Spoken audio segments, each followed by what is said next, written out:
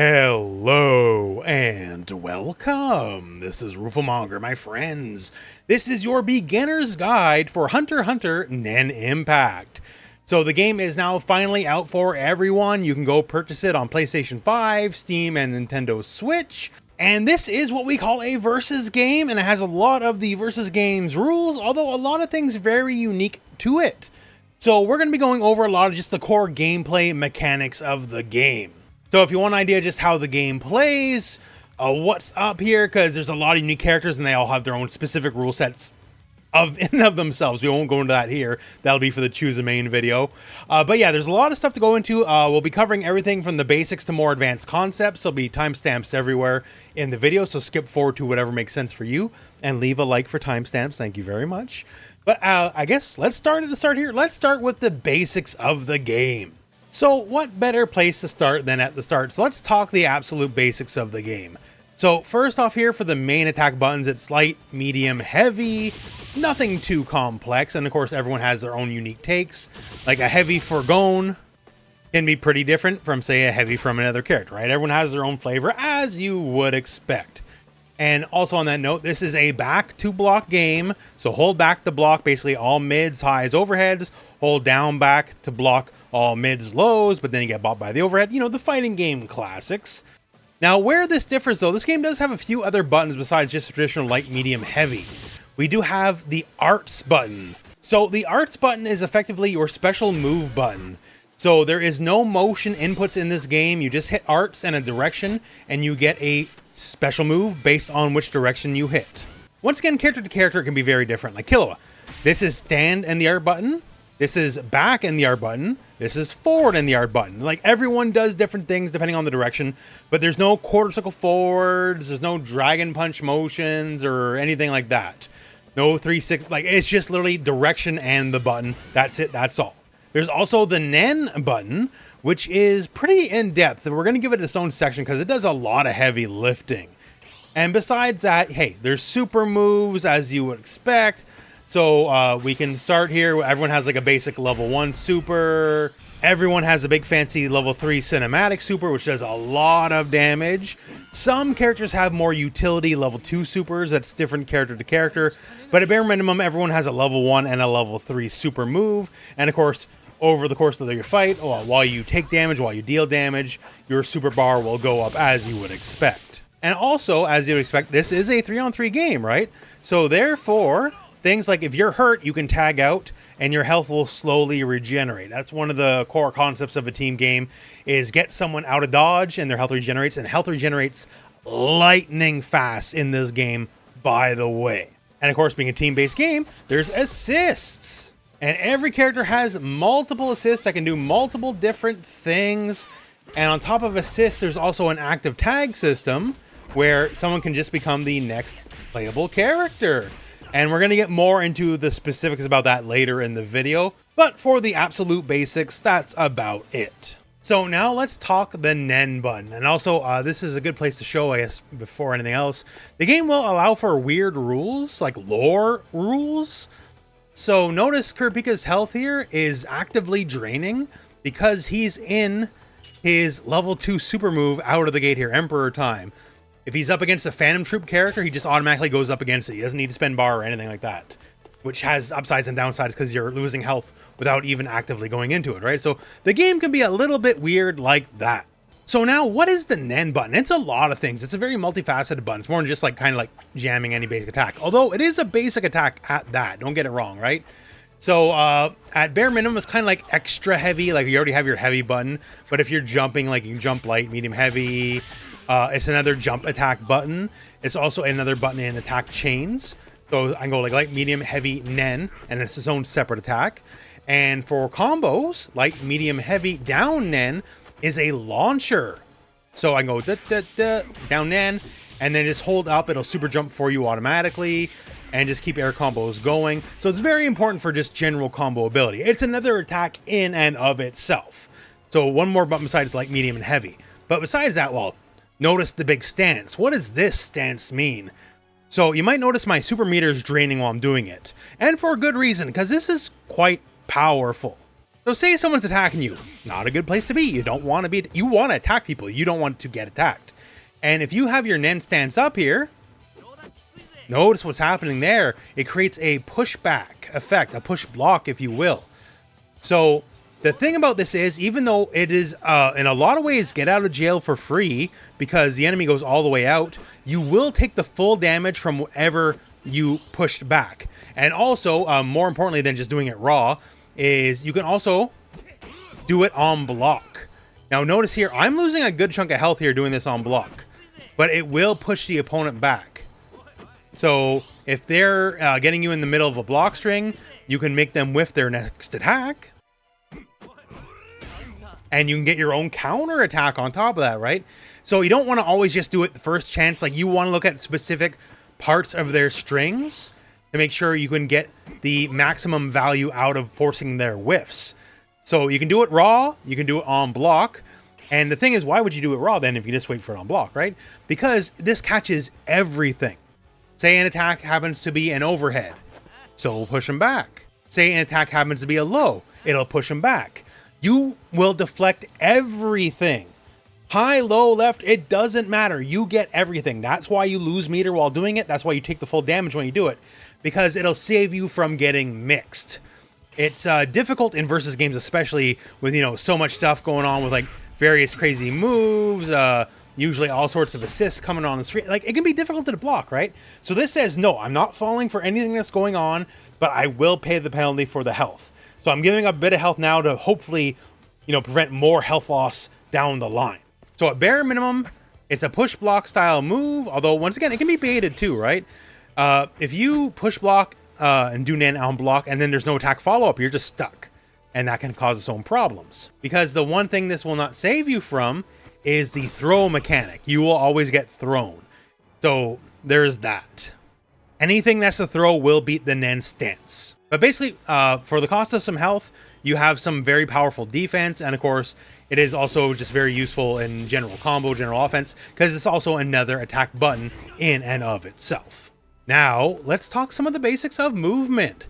So a lot of it works the way you would expect, although maybe not perfectly for everyone, but let's talk about it. So, hey, you can walk around, you can jump around, sure, okay. You can dash. This is not usually a run-based game here. Most characters just dash. And of course, if we want to get a bit more advanced here, you can bind dash to a macro. So for now, I'm playing on a PlayStation 5 pad. I have it bound to R2 because the game is very, very generous and lets you bind buttons. So you can set any button combination and then set a button to the button combination of your choice. And say if you're playing on a controller and you have dash bound to a button, it can let you do more advanced tricks like wave dashing. And if you do it very quickly, you can gain a lot of speed. So that's all kind of fun stuff. And yes, there is air dashing. You better believe it's air dashing. This is a 3-on-3 tag fighter, right? And of course, if you do have a dash macro set up, you can easily air dash, hold up forward, hit the macro. You'll get an instant air dash. One thing to note about air dashing, though, is not everyone can do it. Some of the big boys in the game, like Overgear, cannot air dash because, well, frankly, it wouldn't be terribly in-fitting with the character. He's not the most mobile character. He can do a regular dash, sure, but that's about it. So not everybody can air dash. And of course, you know, characters aren't a monolith, right? They're not bound by the universal rules. So people like Killua, for example, can get very different kind of movement because his moveset specifically allows for that. That's not universal, that's just for him. And as far as, you know, more basic movements, jumps, if you hit down and up, you will super jump. So if you're just looking for maximum air versus a regular jump here, like a regular jump is this, a super jump down and up first, well, it's a lot more air and a lot more air time, which can be good, can be bad. You got to make sure to do it at the right moment. But the game allows for you to be very airborne, because I can super jump, then air dash, and just stay in the air a long time. But that's sort of the basics of general movement. So now, this being a tag fighter, let's talk the tag system. So on its base level, you know, hey, there's assists. You can hit a direction and the assist button, and you'll get various assists. And that's important to note, actually, because everyone has 3 assists. There's neutral assist, which, again, character to character, what assist will do is very different. There's down assist, and then there's forward or back assist. So this will be different character to character, what exactly they do. And, you know, part of your team building will be, what do I want out of a character and what assist am I looking for? And this game being this game, when you hit the assist button when someone's already out, you will actively tag into them. So this will be, say, similar to the upcoming 2XKO or other older games. So there's no raw tags. You have to tag into them with the assist first, then hit the button, and then you're tagged in after the assist is called out. Now to note, calling an assist is free to a degree. There is a cooldown associated. You might notice the icon here is filling up, so you can't call them again until the icon is done. And also, just because you call an assist doesn't mean it's going to work, right? You can hit them out of it. And when you hit someone out of an assist, they take more damage than usual. They actually will take a bonus 50% damage compared to the main character. So if you hit an assist, there's a very real chance, like, even the most basic stuff will mess them up very badly. And you're effectively doing like double damage, right? So you might be able to kill them outright just for calling a bad assist. So the art of calling an assist is a big deal. And to note, you cannot do an assist while you're actively hitting special moves, although you can call an assist while you're hitting regular buttons. Now, some other things about tags and assists. So if you hit the Nen button and an assist at the same time, you will just tag out and have them do a level 1 super immediately. So on its face here, it can help with certain combo structures. You can create new combo routes. Or maybe someone just has a move that's good for the situation that the point character doesn't have, and you can call them in raw to do that super. And this is for every character. It'll only do the level 1 super though, FYI. Also, when it comes to just the tag system itself, so one of the things about the game is people have recoverable health, and once they're in the back rows, they can start recovering that health. So one of the things you can do to combat people just regaining health while they're tagged out is to force them back in.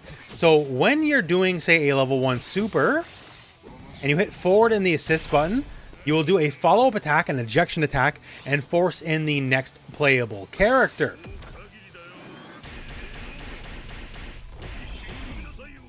And so yeah, you see here, you can just force them in against their will. And whatever recoverable health they have will now be gone.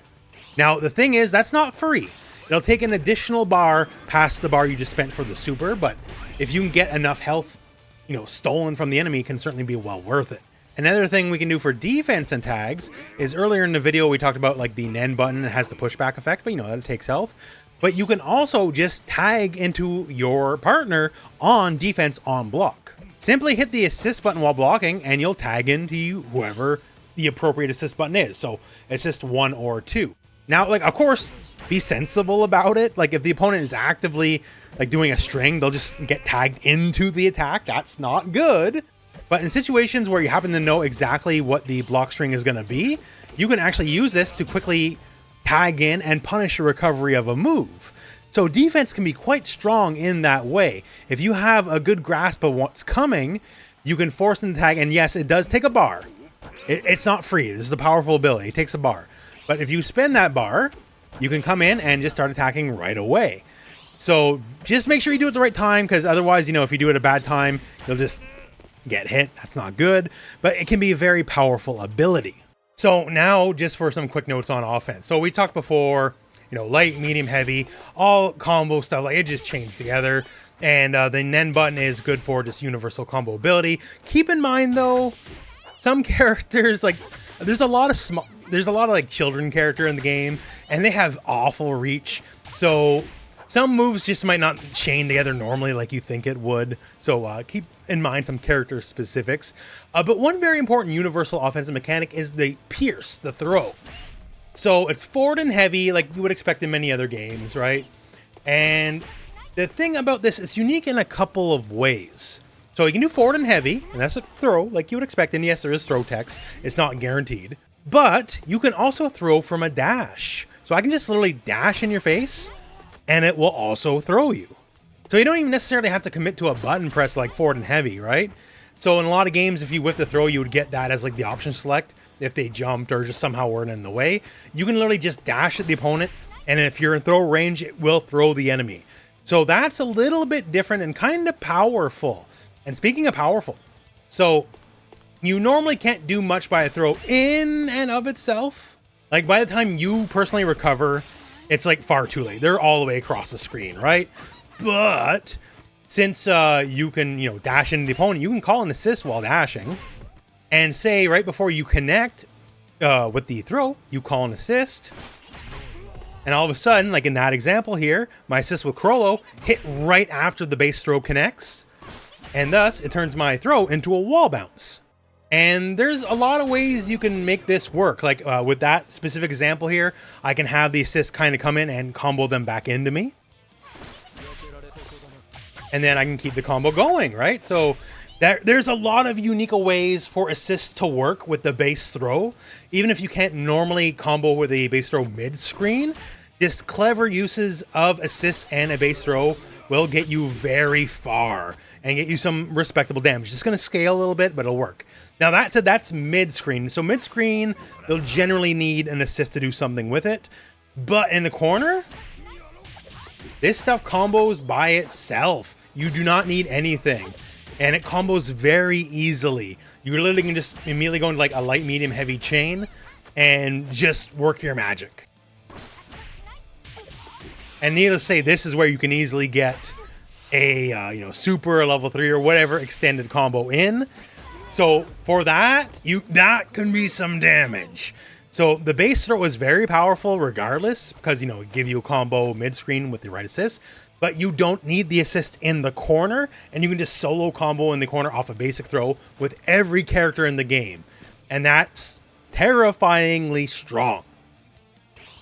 So basically, if you can help it, don't get thrown, is what I'm trying to say. Now, besides that, for offense, there's also a lot of command normals. So like say for Bisky, this is regular heavy, this is forward and heavy. And thankfully, this won't be a mystery. Command normals will be explained in detail in the command list. And also it'll give you a lot of the properties. It's one of the best things about this game is it's very clear on what everything does. So we can see here, Earth Splitter, forward heavy for Bisky, is an overhead attack, must be blocked standing. Also has off the ground capabilities. That means if the opponent is on the ground for whatever reason, you can just smoke them on the ground and bop them back up. So this can be very good for a lot of combos that spike people to the ground. Another thing is it says here is it's jump cancelable on hit. So say you use it as the overhead and you catch them sleeping, you can immediately just go into a combo. And for Bisky here, her final hit of her light, medium, heavy combo in the air, say it knocks him down. And wait a second, didn't it say that was off the ground? And yes, that means we can pop them back up again another time.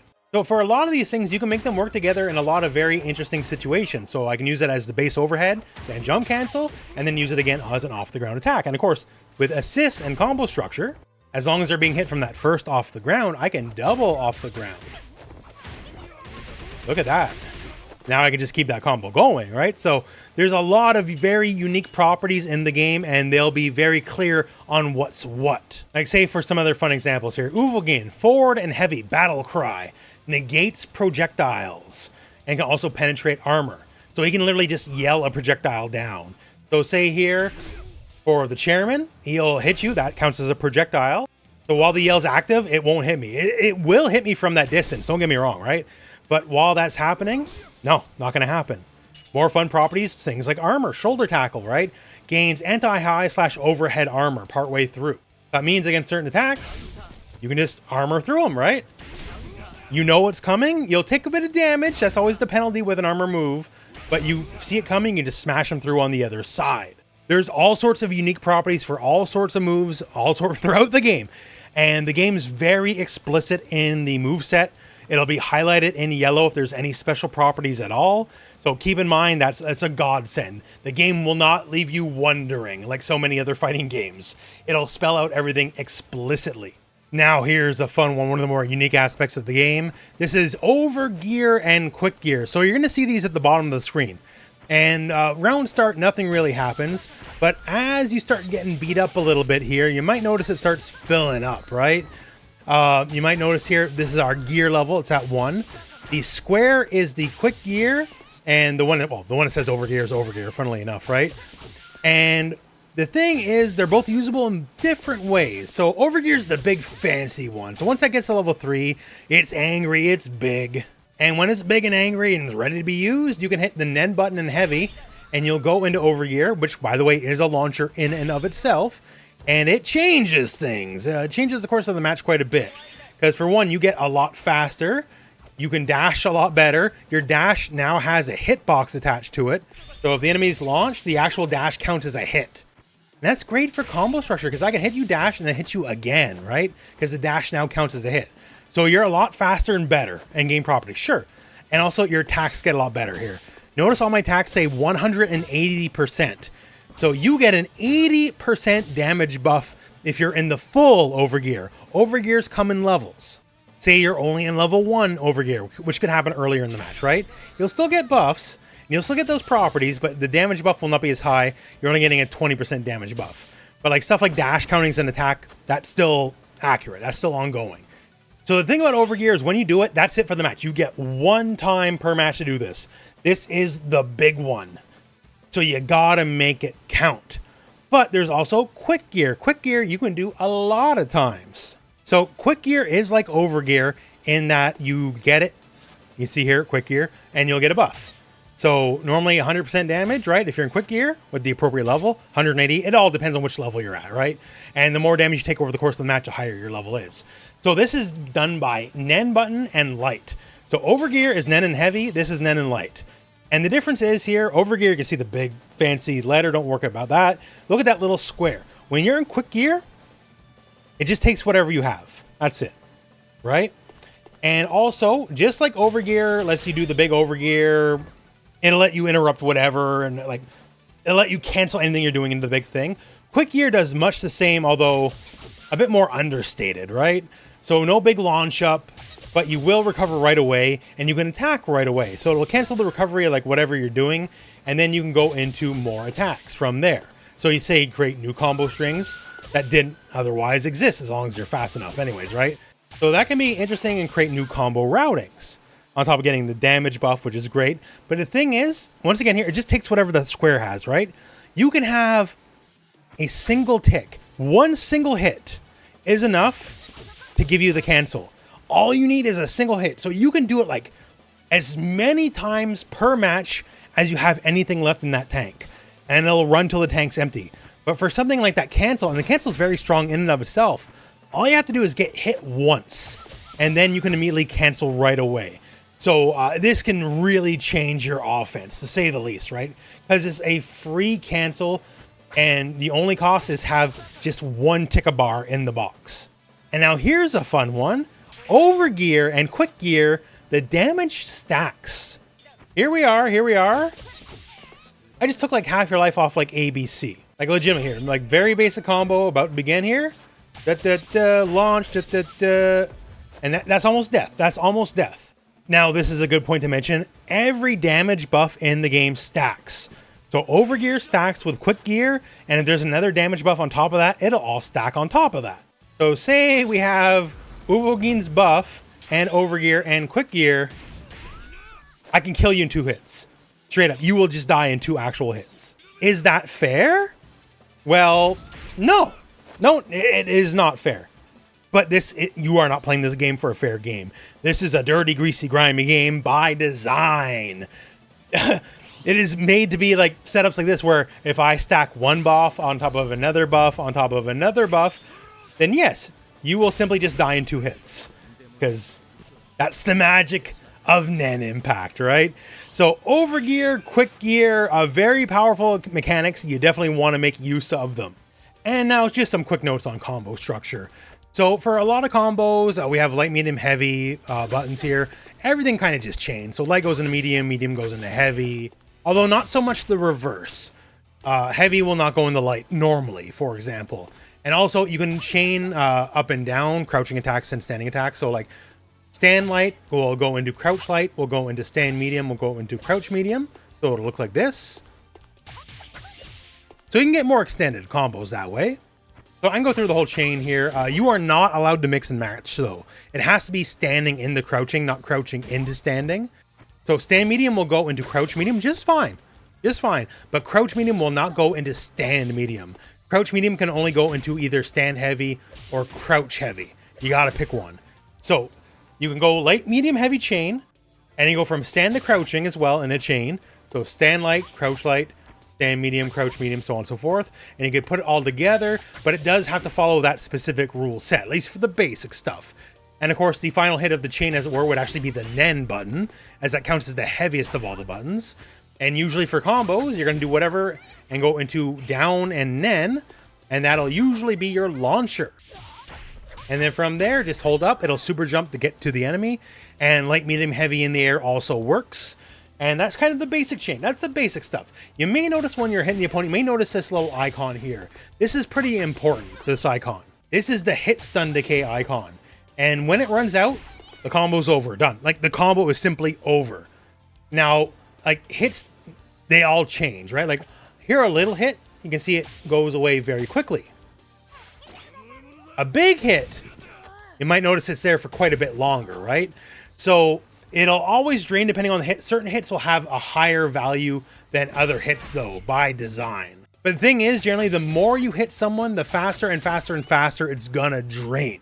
There's a lot of ways to cheat this, though, because certain combos, when you think they'd be over, you can call an assist and keep them going with specific properties like off the ground or something like that. Or maybe at the end of a very extended combo, the assist can still hold them in place just to give you that little bit of a longer go. Like, say for example here, this Overgear combo. I can do this, go forward, thanks to the wall bounce, I can keep them going, right? But I don't get a second wall bounce. You only get one of those per combo. A lot of special effects, you only get one per combo. But I want to keep the combo going, but now, without that extra wall bounce, I'll use an assist to make up for it.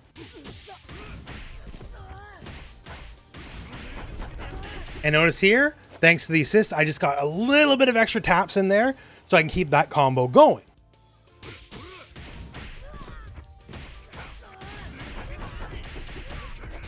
So with some simple ingenuity, you can keep stuff going beyond their natural rate with certain combos, right? And you notice that did a lot of damage. That's a basic combo. Touch of death combos in this game are going to be, you know, not maybe easy, but trivial a lot of the times. As long as you're smart about how you use your assist and how you use your various buffs and overgear, like it won't be that difficult, right? But that's just an example. So the combo structure is mostly completely freeform. Basically, if you can think it and you think it's mildly realistic, it will almost certainly actually work. There's only a few rules, like generally, like as we showed here, like only one wall bounce per combo for at least a specific same move anyways. So you gotta be limited in that way, but otherwise combo structure is very free form. Just keep in mind that little bar at the top, that's really your only limiting factor. As long as you can get a hit in some way, somehow, some form, before that bar empties, the combo will keep going. And that's a lot of the basics of the game. There's certainly a lot of more advanced concepts as well. This is the beginner guide. I don't want to overwhelm you, but that should be enough to get your feet on the ground, help you understand. There will be a choose a main video on the channel shortly after this goes up. Just give me a moment. It takes time, folks, but yeah, this is a cool game. If you want like people always say, like, I wish games were broken and busted like they used to be. This is a broken, busted game, and you'll have a good time if that's what you're looking for sure. And that said, that's it for me, and that's it for the video. So thank you very much for watching. Hope this video has found you well, and go out and play some Nen Impact.